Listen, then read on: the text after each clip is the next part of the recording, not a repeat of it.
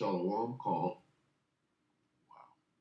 And for them that taught us his truth. Shalom and salutations to all the brothers. Location to you as well. We started Ezekiel 36 and 5. And we'll read it in the NIV. This is what the sovereign Lord says. In my burning zeal I have spoken against the rest of the nations and against all Edom. For with glee and with malice in their hearts they made my land, Israel, their own possession so that they might plunder its pasture land. And they're doing that right now. Okay? So we know who's over there calling themselves up. What are they doing? Because they have shown utter contempt for me by gleefully taking my land for themselves as plunder. Woo! Who did that? All Edom. Okay? Anyway. Alistair Crook, Israel, U.S. Fatal Mistakes, Judge Napolitano. 1 day ago. Take it away, Judge Andrew. Seem to be visiting us from time to time. Alistair, it's a pleasure. Welcome here. As we come on air, there is some relatively breaking news in Israel about which you recently informed me that the Israeli cabinet has voted unanimously that it will not accept any two-state because there are moderate members in the cabinet. In a recent poll, Lebanon, Hezbollah or not.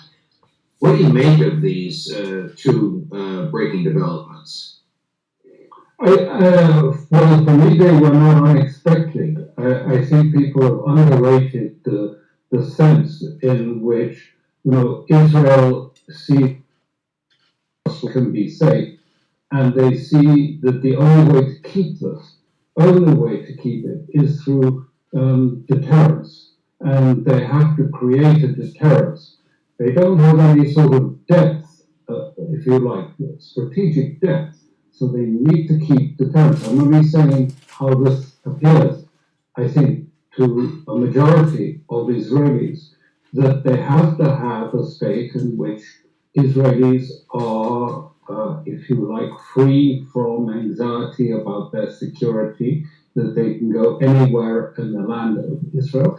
And just as importantly, that the states that surround them still learn to fear Israel and not to interfere with Israel because it has this ability to use overwhelming violence in reaction and won't hesitate to do it. And this is the deterrence that they believe they need in order to survive in the Middle East as a redoubt, or as a one person put it, as a sort of eschatological garrison, a last redoubt against, Armageddon and everything that the biblical predictions have suggested.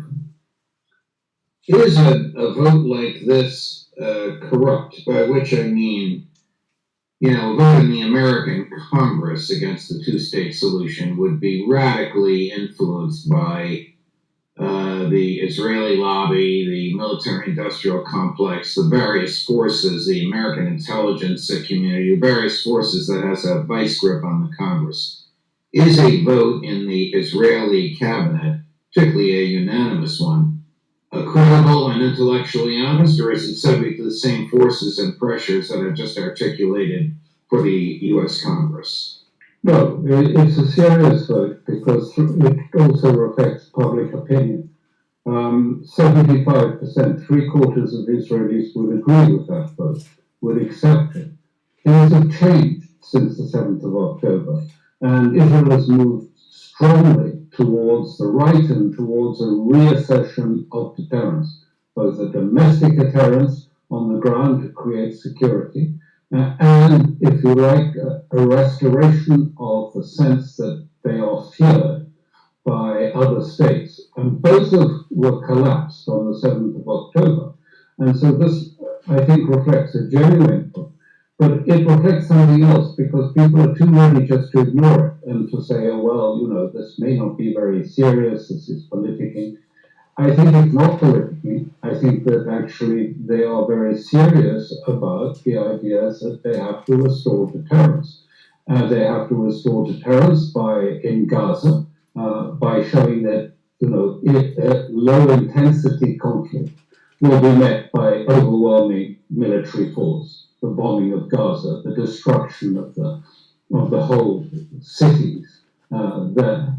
And at the external, it needs to be shown that Israel is not defeated, that it is full of deterrent power. So I think people need to start taking it seriously because actually the real problem is that Israel does not have any solution, any alternative, and it is compelled to take these sort of actions.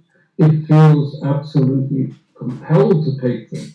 And if you like, it feels checkmated into having to take them because they do not see any solution. And by solution, I mean two-state solution is off the table as far as they're concerned. So what solution is there except to try and restore some form of deterrence both internally and externally?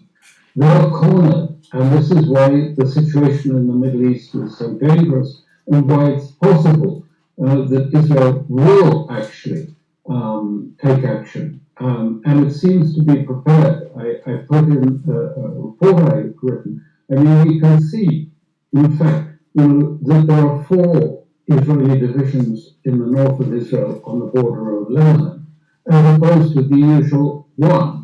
And where have they come from? They've come from Gaza. In fact, Gaza is actually already quite depleted of Israeli military forces. I think there's one division, but they can't move them because they're stuck in Khan Yunis mostly. And so actually they are running out of solutions and so feel compelled to act in this way. So I think we should take it quite seriously, this vote.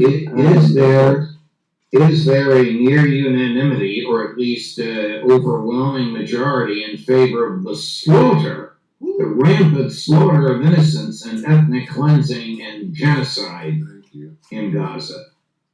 Yes, there is. And, I think it was 46% of Israelis in a recent poll, something like 91% approved of what was happening in Gaza.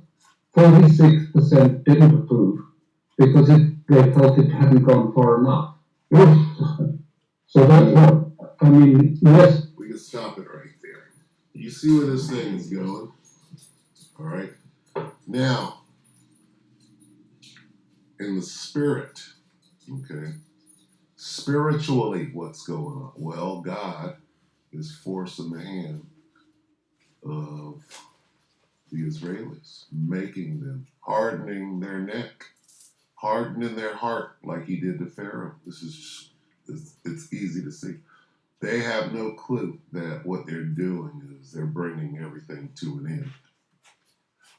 Right? Either the world is going to accept this kind of behavior, right? Or they're not. And what does the book say? What does the Bible say? Okay, well, it says that that day shall burn as an oven. Let's get that.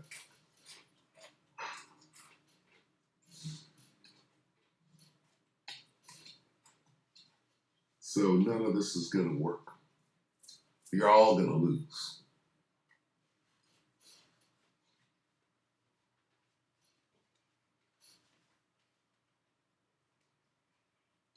Okay. Malachi 4:1. For behold, the day cometh that shall burn as an oven. What does that mean? That means all those nuclear missiles that were ever made, all of them are going to detonate simultaneously. That's where the burning up and oven is coming. And all the proud, who's that? Esau, Trump, Biden, all the Idumeans, the proud, the most proud. Yea, and all that do wickedly shall be stubble, meaning you're going to get burned up in that fire. And the day that cometh, that it shall leave them neither root nor branch. What does that mean? Not a root or a branch will be left to them. They will be consumed. What does consumed mean? Burned up, roots, branches, and all. Where does the burning come from?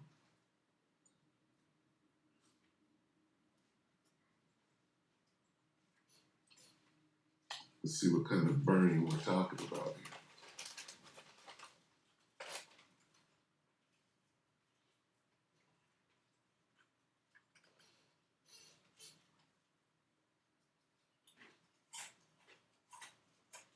Zechariah 14:12, and this shall be the plague wherewith the Lord will smite all the people that have fought against Jerusalem. Their flesh shall consume away while they stand upon their feet, and their eyes shall consume away in their holes, and their tongue shall consume away in their mouth. That is a really, really hot fire. Thermonuclear fire. All of those missiles are going to go off. Why? Because you got crazy people out here that don't know when to stop. You just think you could just murder whoever. Oh, you're not doing murder. That is coming to an end. So go murder and lie as much as you can before that day comes.